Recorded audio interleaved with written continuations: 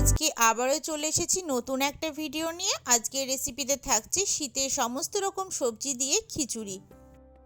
রেসিপিটা একটু ভিন্ন ধরনের, পুরোটা দেখার অনুরোধ রইল। আমি এখানে সোনা মুগ ডাল নিচ্ছি 150 গ্রাম, অন্যদিকে মুসুরির ডাল নিচ্ছি 150 গ্রাম। আজকের খিচুড়িটা আমি পুরো বানিয়েছি আতপ চালে। যে আতপ চালটা আমার ঘরে ছিল ভীষণ ভালো, তাই আমি এখানে কোনো রকম গোবিন্দভোগ চাল ইউজ করিনি। 300 গ্রাম আতপ চাল নিয়েছি।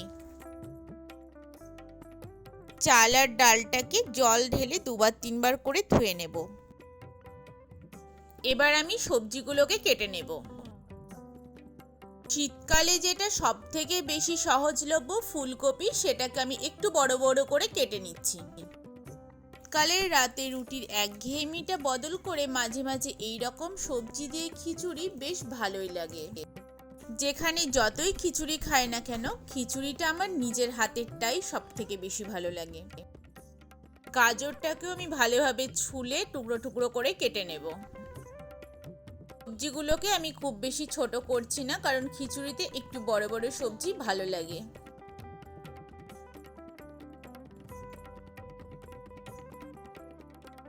ঘরে একটু মিষ্টি কুমড়োও ছিল, সেটা আমি দিয়ে দিচ্ছি। আর এগুলোর আমি খোসা একেবারেই ছাড়াচ্ছি না। কয়েকটা শিম আমি 2 টুকরো করে দিয়ে দিলাম।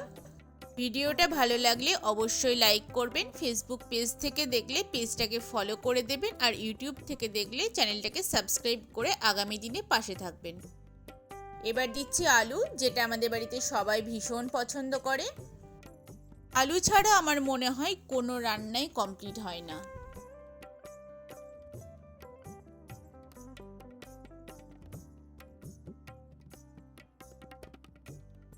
সবজিগুলোকে কেটে আমি ধুয়ে জল ঝরিয়ে রেখেছি।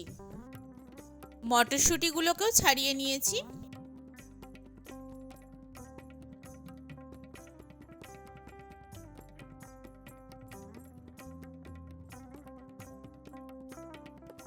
এবার কড়াইতে সর্ষের তেল গরম করে সমস্ত সবজিগুলোকে দিয়ে একটু লবণ আর একটু হলুদ দিয়ে ভালোভাবে ভেজে আমি তুলে নেব।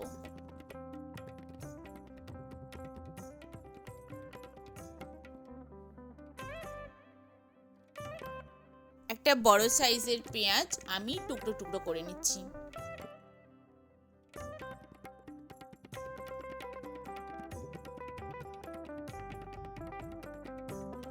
টমেটোগুলো বাজার থেকে আনা ছিল, ভীষণ ভালো, তাই আমি 2টো টমেটো দিচ্ছি। একটু বড় বড় করে কাটলাম যাতে খিচুড়িতে গলে না যায়। কয়েকটা কাঁচা লঙ্কাকে আমি চিড়ে নিচ্ছি। খুব বেশি ঝাল দেব না, কারণ আমাদের বাড়িতে ঝালটা খুব একটা পছন্দ করে না। আপনারা যে যার টেস্ট অনুযায়ী ঝালটা দেবেন।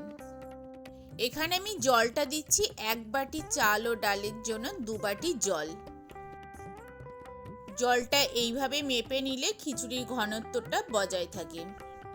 জল গরম হয়ে গেলে এতে চাল আর ডালটা দিয়ে দিচ্ছি, আর দিচ্ছি হলুদ আর স্বাদ মতো লবণ।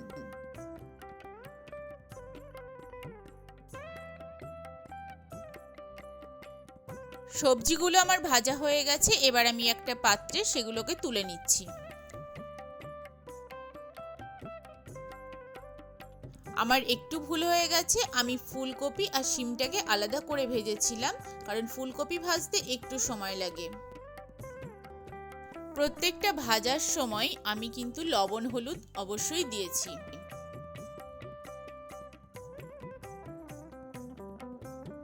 আমার চীনাবাদাম ভীষণ ভালো লাগে, তাই আমি একটু বাদাম ভেজে তুলে নিচ্ছি খিচুড়িতে খাওয়ার জন্য। এটা অপশনাল। এবার ওই তেলে কুচিয়ে রাখা পেঁয়াজগুলোকে দিয়ে আমি ভেজে নেব।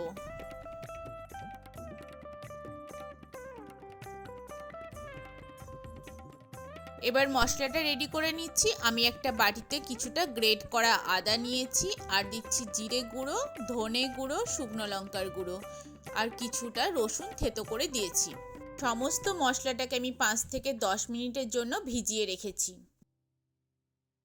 এবার ওই পেঁয়াজের ওপরে মশলাটা দিয়ে কিছুটা হলুদ দিয়ে আর টমেটো কুচিগুলোকে দিয়ে আমি ভালোভাবে নাড়িয়ে কিছুক্ষণ কষিয়ে নেব। কাঁচা লঙ্কাগুলোকেও দিয়ে দিয়েছি।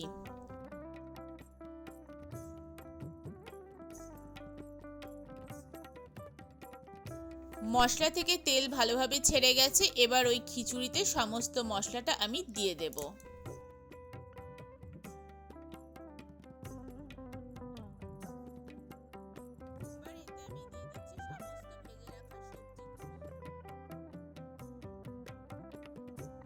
এবার মটরশুঁটিগুলো দিয়ে দিচ্ছি। মটরশুঁটিগুলো আমি একটু পরে দিলাম, কারণ এতে মটরশুঁটির কালারটা বজায় থাকে। একটা ছোট্ট হাতাতে কিছুটা সর্ষের তেল গরম করে 5 ফোড়ন আর শুকনো লঙ্কা ভালোভাবে ভেজে খিচুড়ির ওপর দিয়ে ছড়িয়ে দেব ফোড়ন হিসাবে। খিচুড়ি আমার প্রায় রেডি হয়ে গেছে।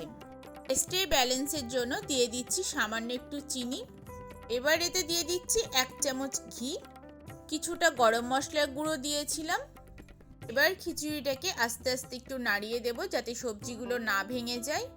শীতের বেগুন যেহেতু খুবই ভালো, তাই খিচুড়িতে খাওয়ার জন্য কয়েকটা বেগুনও আমি গোল গোল করে কেটে ভেজে নিয়েছিলাম। আমার বর্ষাকালের থেকেও শীতের খিচুড়িটা সব থেকে বেশি ভালো লাগে। ভাজা বাদাম ছড়িয়ে গরম গরম খিচুড়ি আর বেগুন ভাজা জাস্ট অসাধারণ।